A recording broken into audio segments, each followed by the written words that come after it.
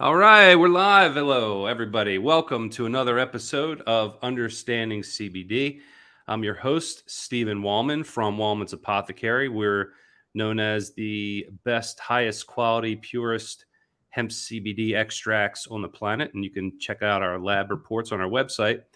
Today, we have a fantastic guest today, and I'm really excited to have this discussion. She's really a pioneer in the cannabis industry, and I'll introduce you to her in a minute.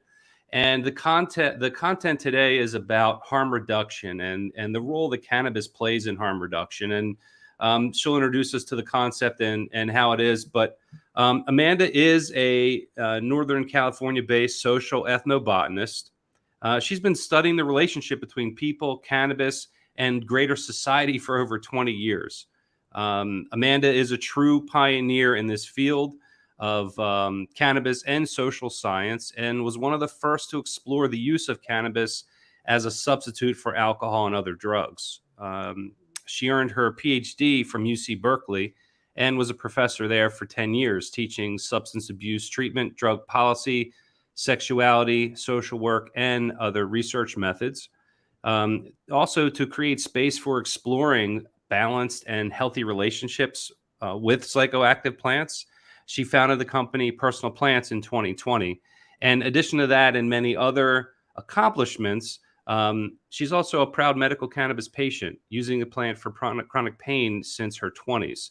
So with no further ado, I'd like to bring in Amanda Reiman. Hi, great to Hey, see you. Thank you so much for having me. fantastic. I'm glad you could make it today. We could coordinate a time and with an awesome topic here. Before I ask the first question, I just want to sort of set the stage with the perspective, which we talked about before the show. Was it's not like you love cannabis, but you're not like cannabis for everyone. So there is some context to this. If you could start out, really provide an overview before we get into the details of cannabis, just an overview of harm reduction and then how cannabis use fits in. Oh, absolutely. So I grew up in the 1980s and 90s. I was a DARE graduate. I wouldn't say a proud one, but a DARE graduate. And the messaging back then was very much abstinence. Don't do it. Just say no. We remember Nancy Reagan and her whole soapbox of just say no. And so the idea was that our goal was a drug-free America. And that was rhetoric that was played a lot in the 1980s and 90s, this idea of a drug-free America. And I think that in the 80s, we realized that that was impossible. That you were never going to have a society that did not seek out use of any psychoactive substances. Psychoactive substances have been used by human beings as far back as we know. They're also used by different animals in the animal kingdom to have psychoactive effects. You have a cat, they eat catnip. That's what they're looking for. So this idea that we would just cease to desire psychoactivity is not realistic. And so what harm reduction does is say, look, we understand that people are going to be intoxicated on something, whether that's alcohol, whether that's prescription medication, whether that's cannabis, and that there are certain risks that come with being intoxicated. And there are ways to help people minimize those risks without demanding complete abstinence. It also recognizes that even though people might be experiencing hazardous substance use, that we can help them improve their lives so that that hazardous substance use does not have as much of an impact as it otherwise could without necessarily demanding abstinence. So I'm a social worker. Harm reduction is a very social work centric approach. And even though a lot of times we talk about harm reduction in the context of alcohol, drugs, and sex, there are a lot of other examples of harm reduction in our society that are a lot less controversial. Driving a car, for example. Driving a car can be very dangerous. Thousands of people lose their lives every year simply getting behind the wheel of a car. And we don't tell people not to drive. We don't make laws against driving. We don't, socialize people that you should never drive. Instead, we have seatbelt laws and we have traffic lights and stop signs and speed limits and airbags. And all of these are examples of harm reduction. So again, harm reduction isn't a new concept, but for some reason, when we start talking about it in the context of drugs, in the context of sex, you get a lot of prohibitionists and abstinence people saying that you are simply giving people permission to do bad things. When the reality is people are doing these things, good or bad, already. And harm reduction just wants to minimize the chance of that behavior leading to something negative for the person or for society. I like how you put that in context because cannabis as a harm reduction or kind of like an off ramp to drugs, that argument for many years has been cannabis as a gateway drug. Well, and we've debunked that. So, the idea that cannabis is a gateway drug was really developed to scare parents. And so, this idea was that if your child or teenager uses cannabis and the very next day they'll be onto heroin. And if you look at a lot of the early drug propaganda films from the 1930s, 40s, and 50s, this is what was portrayed. Somebody, getting a joint from an unseemly type person, and then, fast forward to the next day and they're injecting heroin into their arm. And so the reason it was so hard to debunk the gateway theory for so long is because it absolutely is true that most people use cannabis before they use other substances. But there's no causation there because we see that about 70% of adolescents try cannabis, right? Maybe just once, maybe at a party, but they try it. But then when you look at the number of people that go on to use harder substances, it's way, way, way, way, way, way less. So if cannabis actually caused you to use these other substances, we would see a much higher rate of people moving from cannabis to other substances, and we don't see that. The other thing about the gateway theory is that for some reason it started with cannabis, and I don't know, it's probably because cannabis is like the first illicit substance that people try, but in reality, most teenagers try alcohol before they try cannabis. They try nicotine before they try alcohol. They try caffeine before they try nicotine. And if you really want to know what the gateway drug is, it's sugar. Because sugar is the first chemical that we ingest as children that changes our mood, that gives us energy, and that also gives us withdrawals. And if you've ever seen a kid eat a bunch of sugar and bounce off the walls and then fall into an exhausted slump, that is a drug reaction, right? And they immediately start craving more sugar. So sugar is really the substance that sets us up for that cycle of euphoria, crash, and crave. But nobody ever calls sugar the gateway drug, except for me.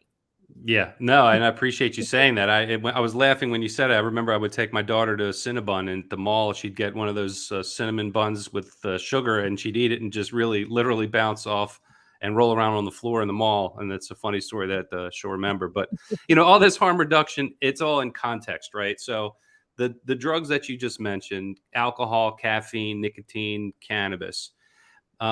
Is there a like a scale of most harmful, least harmful? Like, how do you're ascending or descending on this harm reduction scale? So a two-part answer to that question. First is there's really two types of harm we're talking about: harm to self and harm to society. And when you look at drugs like, let's just say, nicotine, alcohol, and cannabis, we see different levels of harm to self versus harm to society. So alcohol, of those three, causes the most overall harm, meaning harm to individuals and also harm to society. So for individuals, we see people hurting themselves when they're intoxicated on alcohol, getting into fights. We see increases in chances for domestic violence and abuse. We see increases in DUI, and then long-term health issues for chronic alcohol consumers like cirrhosis of the liver and other chronic health issues. So there's definitely a combination of harm to self and harm to society. When we look at something like nicotine doesn't really cause a lot of harm to society. We've pretty much banished public smoking, so secondhand smoke isn't as much of an issue as it used to be. So most of the harm coming from nicotine is coming to the individual who is smoking cigarettes. And of course, we know all the things associated with that. And then when we look at something like cannabis, it has really relatively little harm, both to self and to society. So we don't see the same societal risks with cannabis that we do see with alcohol in terms of increases in assault, increases in accidents. And we also don't see the same long-term health effects with alcohol that we see with cannabis that we see with alcohol. So I think that a cannabis is probably much safer in terms of, the harm to self and harm to society.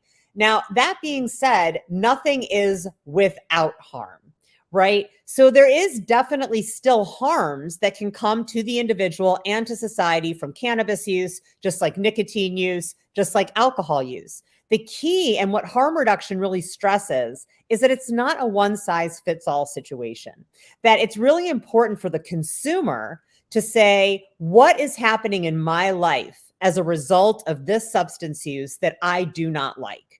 Right. And so that can be very different for different people. There could be somebody that has a health condition where their doctor's telling them not to drink, but they're drinking anyway.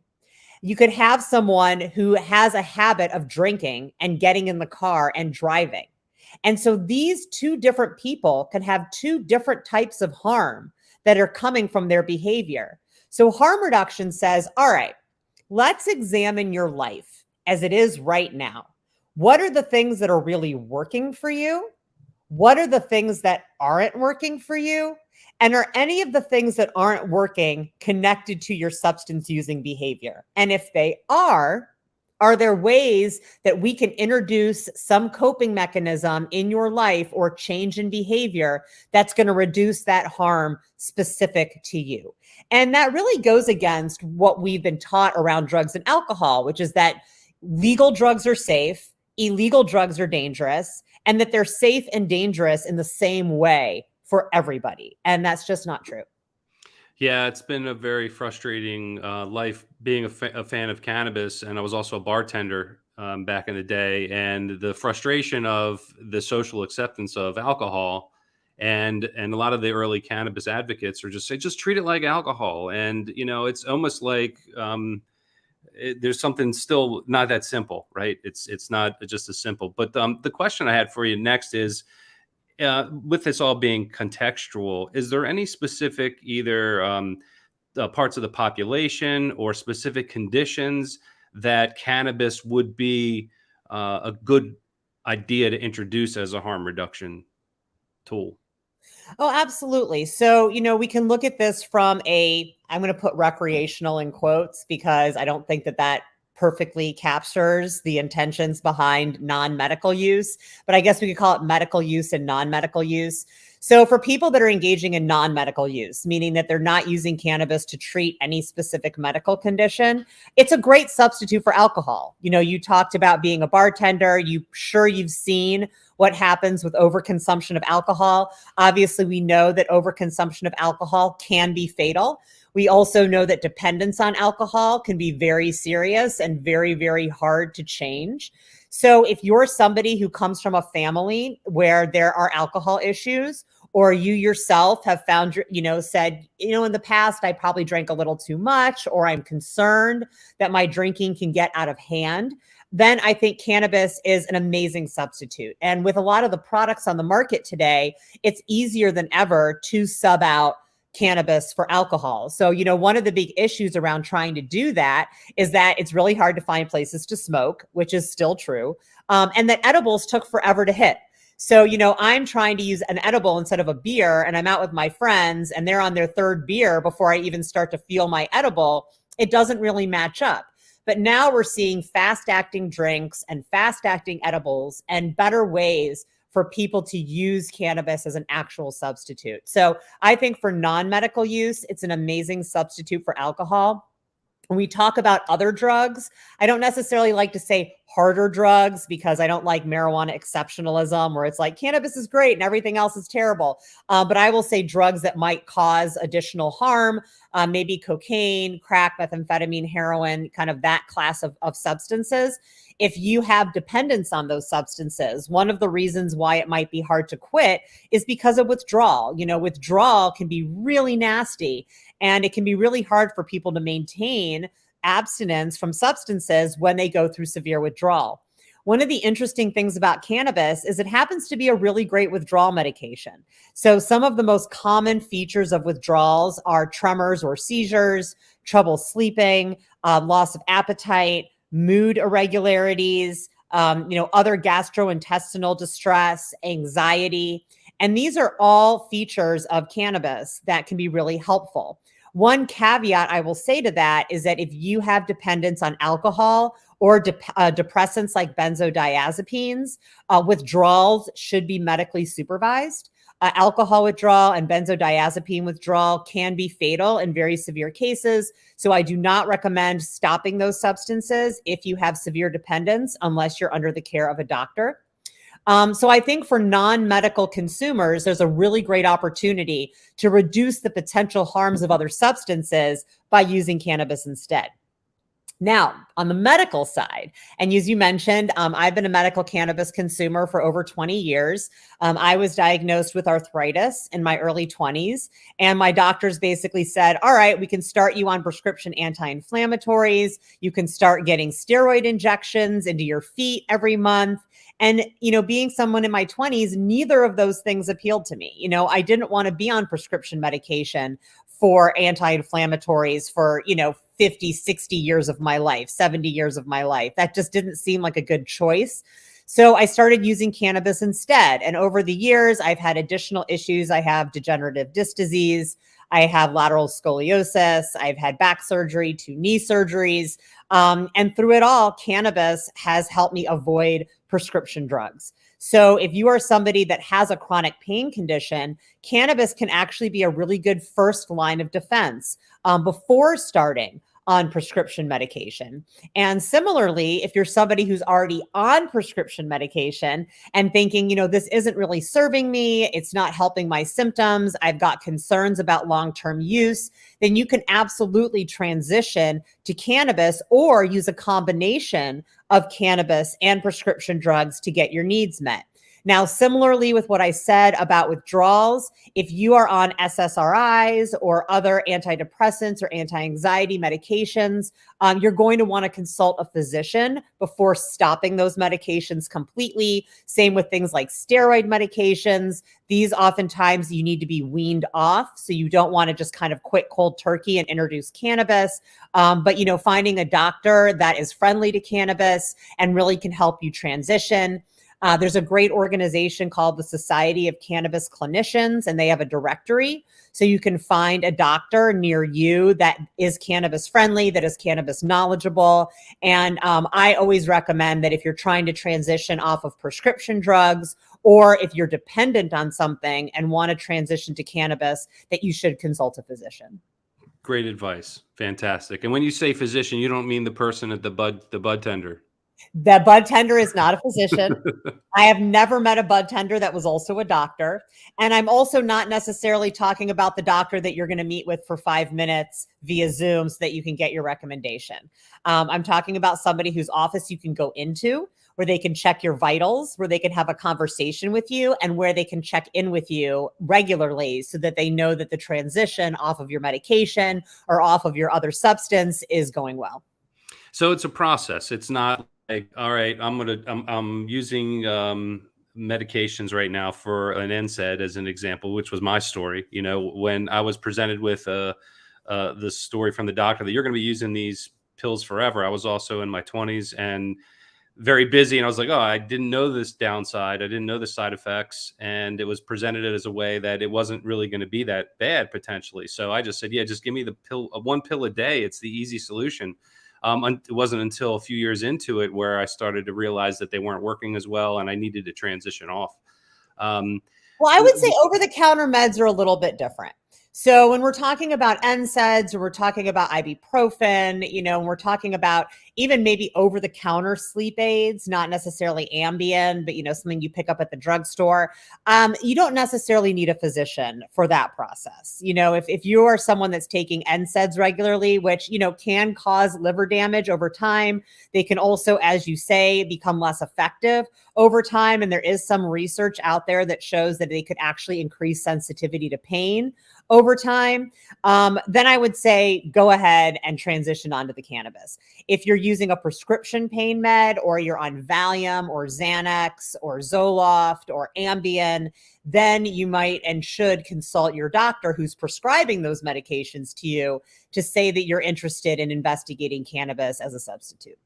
That's great. So the other question is that, the prescription drugs for a chronic pain situation, or a lot of times you're prescribed as something you would have to take for a long time, or really the rest of your life, right? A lot of times they'll say that. When you're using cannabis as a harm reduction tool for medical purposes, medicinal purposes, would you expect to be using cannabis for the rest of your life? I would say if you have a chronic condition, then probably, right? If chronic conditions aren't going to heal themselves, then you're most likely going to need something, right? So, like, I have a chronic pain condition.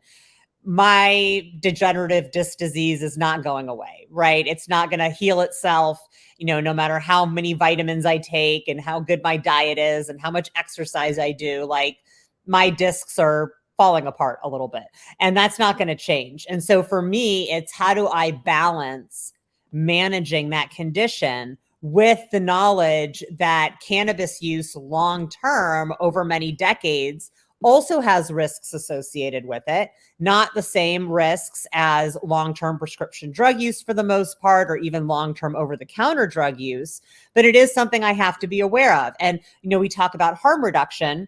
Cannabis can be a harm reduction tool for other substances, but even within the use of cannabis, there's harm reduction measures that people can take to reduce the likelihood of harm when you are using cannabis regularly over 20, 30, 40, 50 years.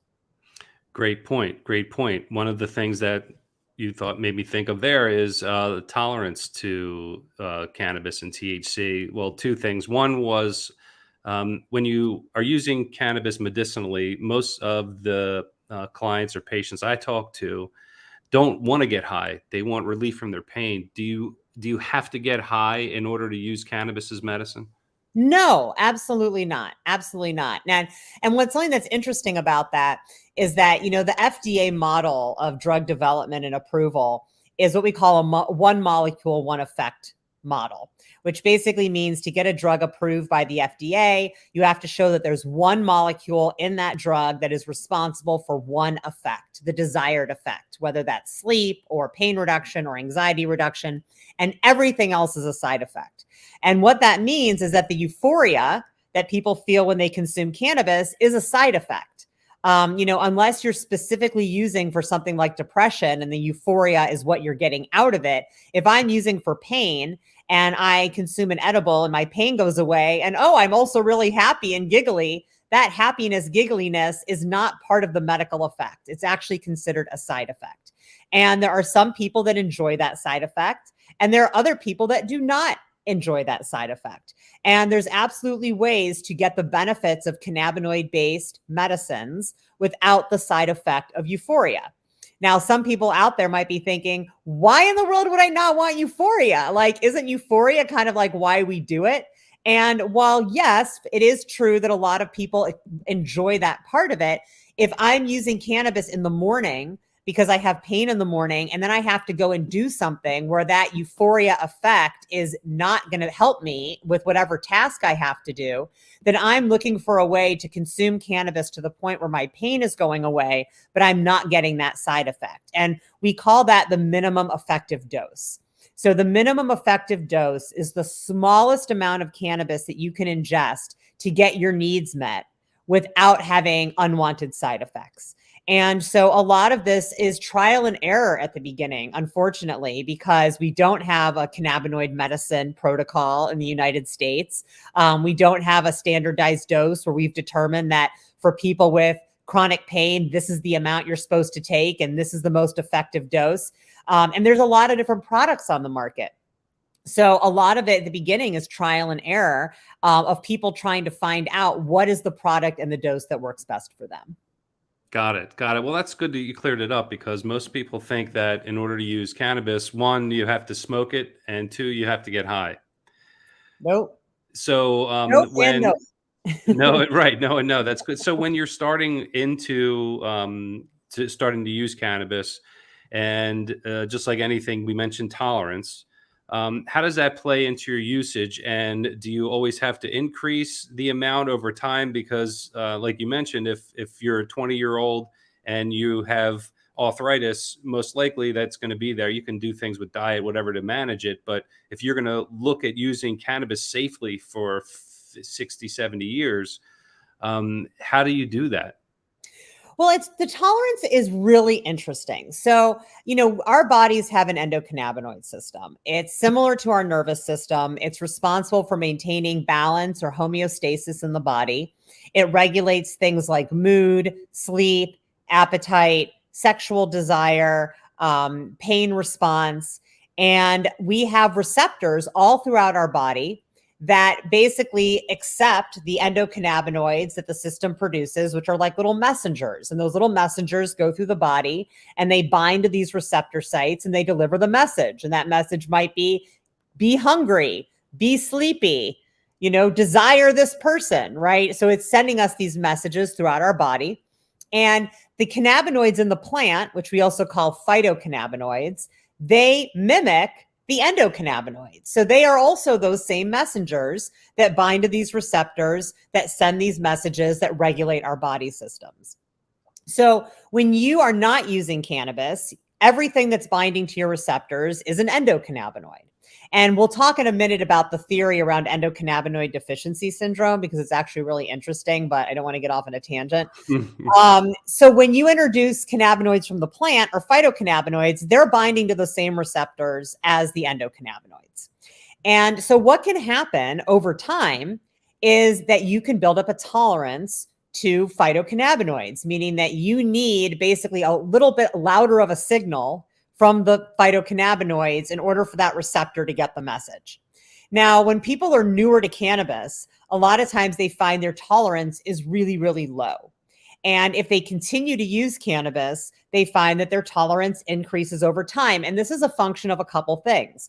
One is, like I said, is actually your body gets used to the introduction of the phytocannabinoids as messengers, and it requires a louder message in order to get the point across. But also, cannabis is very vulnerable to what we call set and setting, meaning your mindset and your environment. And so when you use cannabis the first couple times, even at home, you are feeling a very different headspace than you're used to. And that difference in and of itself can cause people to feel that kind of high, intoxicating feeling. Now, the more that you consume cannabis, let's say in your living room, the more you get used to having that feeling in that environment, and the less it affects you over time. And this is really interesting because when we look at the science around driving under the influence of cannabis, and there was another study that just came out that showed the same thing a few weeks ago, what we find is that people that use cannabis regularly, meaning people that know what they're doing, they're regular consumers, they may feel a little bit intoxicated, but it feels very normal to them to be in that state. They actually drive more like sober drivers than people that just use cannabis every once in a while. So it's the folks that oh yeah, I smoke weed like once a month or on my birthday or on New Year's. They're the ones that experience more of an intoxicating effect than your medical cannabis patients or your regular cannabis consumers. Because it's less those familiar. have built, right, it's familiar, and they've built up a point where they feel very comfortable in that state of being. So it doesn't impact their hand-eye coordination. It doesn't impact their reaction time because they're very comfortable in that sense. So over time, tolerance can build up, but really only to a point. Now, I'm going to go back really quick to that endocannabinoid deficiency, because there is a theory that people's endocannabinoid systems are all different, and that your endocannabinoid system might run more effectively and efficiently than mine, and that can impact tolerance. So that people who have endocannabinoid systems that are maybe a little bit sluggish, maybe their tolerance is different than people who have endocannabinoid systems that run very quickly. We've probably all met that person that can just consume unbelievable amounts of cannabis and they just are sober still. It like doesn't even seem to affect them. And then we also know people where it's like 1 milligram of THC and they're like on the floor. Now, part of that is experience, but part of that is also the functioning of their endocannabinoid systems. So tolerance can build up over time. It's going to be impacted by set and setting. It's also going to be impacted by the functioning of your endocannabinoid system. But it is possible that over time, the cannabis can become less effective. But what is even more not concerning, but possible, is that your endocannabinoid system can go on vacation. So if my endocannabinoid system feels like it's not needed because I'm introducing so many phytocannabinoids from the plant and it's binding to all my receptors, your ECS might be like, well, I don't have anything to do. Like, I don't have to release any endocannabinoids. It's all being taken care of through this plant.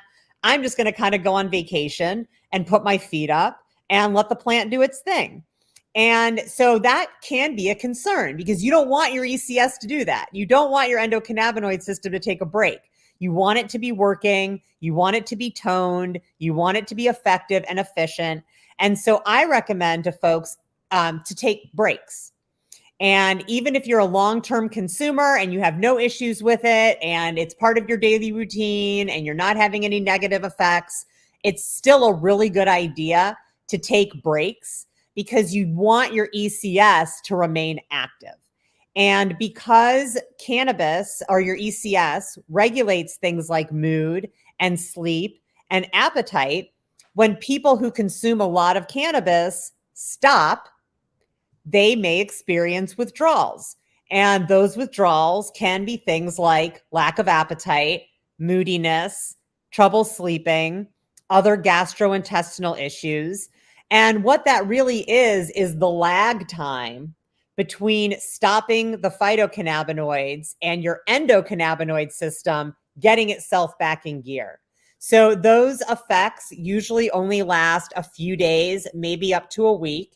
And then your endocannabinoid system takes over again and it's making you hungry and it's making you sleepy and it's making your mood elevated and all the things it's supposed to do. And then when you go back to cannabis, you're going to be like, wow, I'm a super lightweight now. And, that I think is a really good practice. I personally take 2-3 days off of cannabis completely every month, even though I've been consuming for over 20 years. Yeah, it seems like it'd be extremely important to, if you're using cannabis medicinally, to make sure that you're keeping that endocannabinoid system balanced. Because if it's not balanced, then you're taking the system to balance you out of balance, and it seems like a nightmare. We talk about cannabis as a big term, and there's hundreds of compounds in cannabis. When you talk about a tolerance break, is it all cannabis or is it just the THC part of it? Can you take a tolerance break by using other minor cannabinoids or something like that, or is it just all cannabis?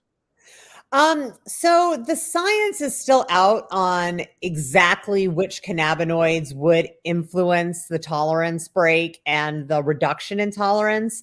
But given that they all bind to receptors, albeit different ones, right? So CBD binds to different receptors than THC.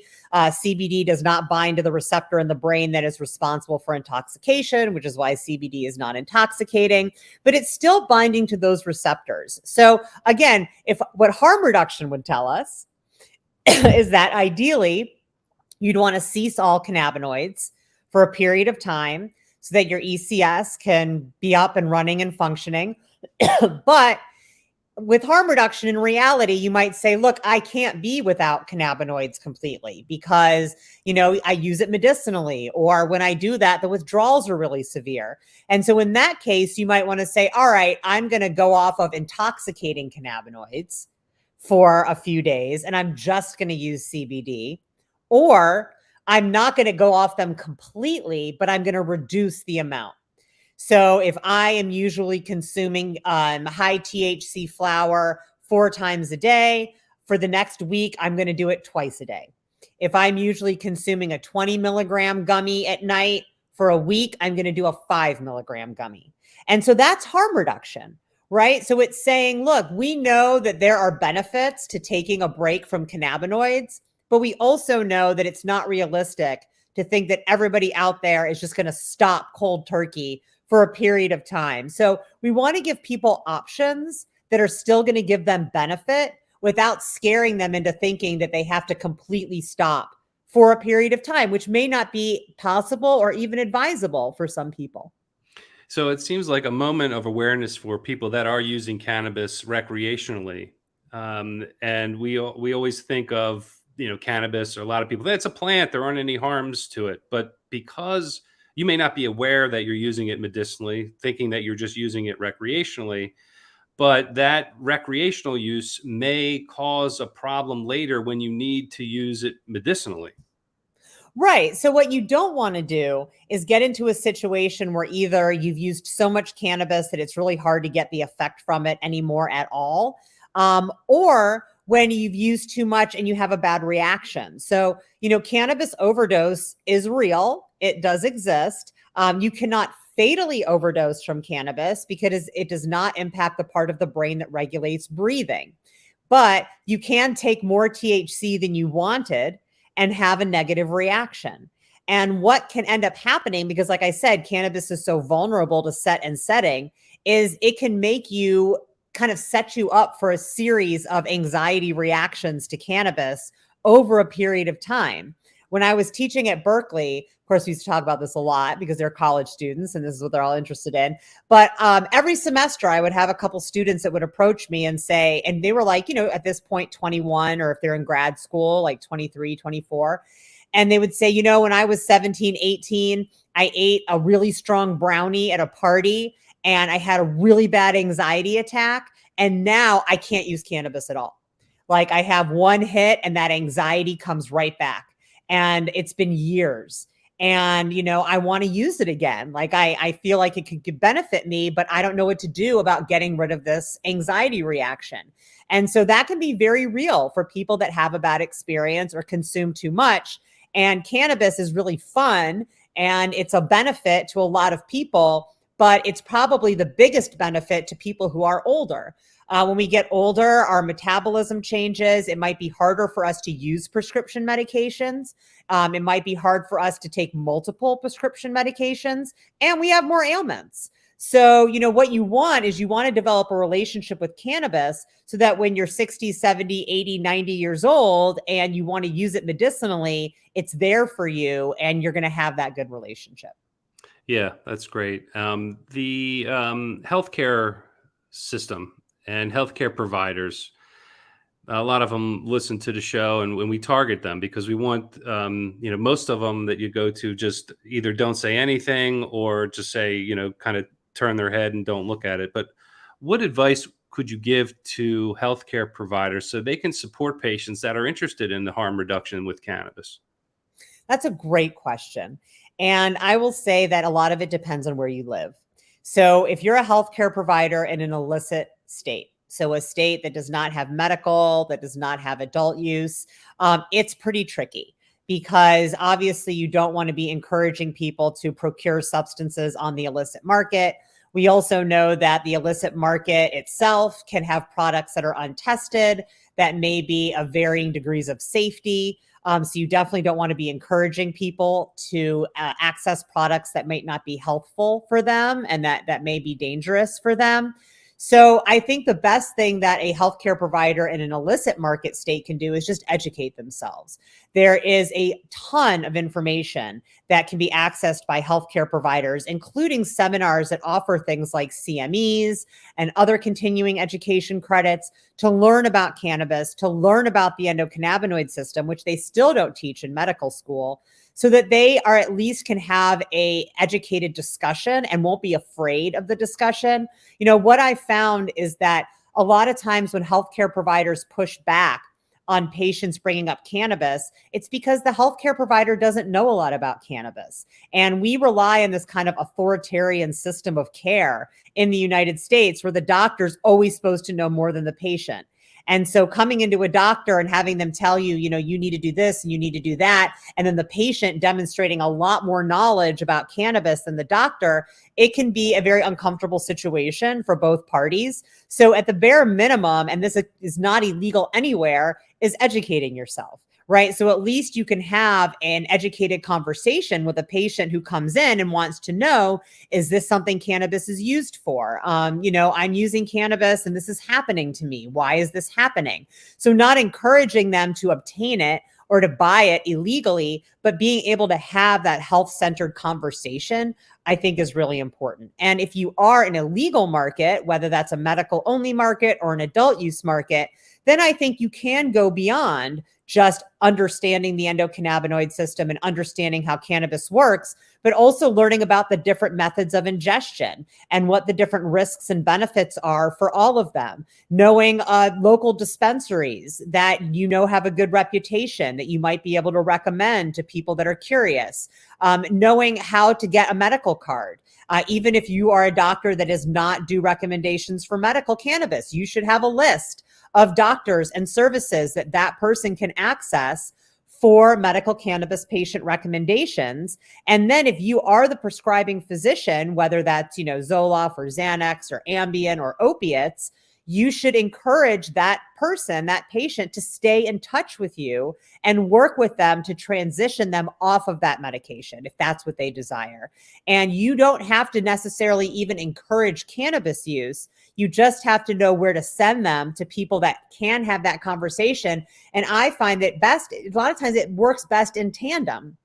So you have a healthcare provider that might be overseeing your anxiety or your depression, for example. You've told them you no longer want to take your SSRI, that you want to take cannabis instead. They recommend a physician that can have that conversation about using cannabis. You help that person wean off of their SSRI. You encourage them to give you feedback about how that's working, how the cannabis is working. And then in an ideal world, that healthcare provider and that medical cannabis doctor are talking to each other about this patient's best interest and how the cannabis is working and how moving off of the SSRIs are working. What are their symptoms? What's happening with their symptoms?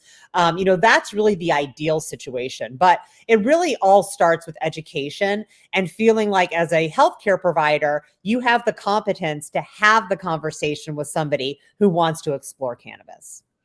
Beautiful. You answer these questions really well. I can tell you've been doing this a while. I have a lot more questions, but we're almost at 45 minutes, and I know attention spans can be limited. Maybe we can have you back another time to answer a couple more questions. I also wanted to share, get some comments here while we were talking, and we had a comment here from Lee Vinicor, right from LinkedIn, talked about your great lectures at New Frontier Data. Do you want to talk about that at all, or what are you doing over there? Sure. So, personal plans is my passion project. And thank you, Lee, for saying that. That's my own platform where I really just, focus on my knowledge as a social worker, as a public health expert, and as someone who's been studying this plant and consumers for a very long time. My day job, as you might say, is Chief Knowledge Officer at New Frontier Data. And we are a data and analytics company focused on the legal cannabis industry. So we look at consumer behavior, we look at market behavior, and really try to pull together multiple data sources to give a good sense of what's happening now with the consumer. So we do webinars and other presentations where we go over data. We do our own consumer survey and really try to learn about how consumer behavior evolves as the policies evolve as well. That's really helpful information, not only for businesses, for people, and really anyone. I've seen some of your reports are really good. We also had a comment from Stacy Ray. She appreciated the information, that it was helpful. So that's what it's about. One other comment here from this is Dr. Alexander Dix. He's a friend as well, pharmacist. So he also uses CBDA and or microdosing psilocybin for tea breaks. Is that something you're familiar with? Oh, absolutely. So, we could do a whole other show on psychedelics. And so please have me back and we'll talk about psychedelics. But, one of the things is that if you rely on cannabis medicinally, then you want to have a plan for when you're taking your break. Right. So like when I recently took a month-long break, I was like, all right, I'm still going to have pain. what am I going to do about my pain when I'm not using cannabis? And I had to come up with alternatives, alternative herbs, alternative therapies for that time. So just really quickly, when you see CBDA or THCA, we're talking about the acid form of the cannabinoid. It is non-intoxicating. So CBD is not intoxicating. Also, CBDA is the acid form of CBD. THCA, also non-intoxicating. In order to make THC intoxicating, you have to heat it. So raw juicing of the cannabis plant or getting raw tinctures or raw oils where the THC has not been activated is non-intoxicating. So his comment about using CBDA, that's basically the raw form of CBD, a lot of medical benefits there. And then microdosing psilocybin has been shown to have benefits in terms of reduction in depression, anxiety. So if you're using cannabis for that purpose and you're like, you know what, I want to take a break from THC, you might want to look into microdosing LSD or microdosing psilocybin to get some of those anti-anxiety, antidepressive effects without using THC. That's great. And if you're listening now and you're one of the people that are thinking, well, cannabis research isn't done and it's new product, this has been used for tens of thousands of years. And Amanda here has been studying this intensely For for 20 tens of years. thousands of years. Yeah. So, you're talking about, even a plant that if you consumed raw, just ate it, you're not going to have an intoxicating effect, and there's beneficial compounds. So, it's something definitely to consider. You've made us think about a lot of different ways to use cannabis as a harm reduction tool. Using cannabis in itself, there is also strategies to use cannabis in a harm reduction way, so you're not abusing the plant and getting the best results. And I'd love to have you back for some more questions and pick your brain and just give some more guidance, because it's really a sound philosophy on how to approach the use of cannabis for long-term health and wellness, not only internally, but also for the society. Well, I would love to come back. There's so much to unpack.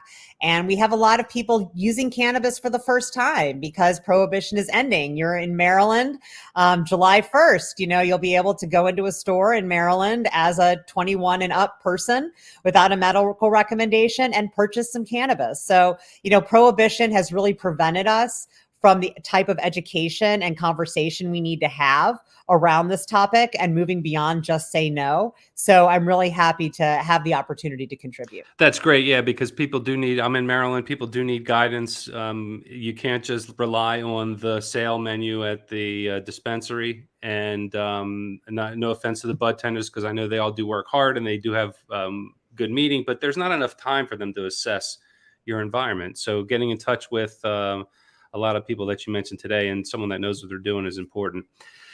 Without any further ado, anything else you wanted to mention today, Amanda? Well, I'll just tell people to check out my website, which is mypersonalplants.com. We have a lot of great information on there about harm reduction, about mindful cannabis use, and recipes. I'm a believer that one of the best ways to develop a healthy relationship with the plant is to get to know her.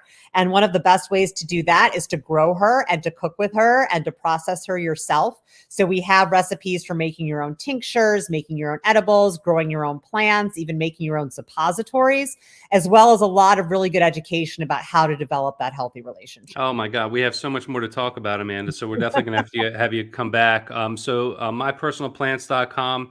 Also, I noticed in your LinkedIn profile in the About You, you have a link there that has a lot of your work that's been published out on different platforms. So I go take a look at that also, because there's a lot of great work that you've done and continue to put out a lot of reports. So make sure you follow Amanda with what she's doing. We'll get you scheduled back on the show as soon as possible. And everyone, thanks for listening, and have a fantastic rest of your day.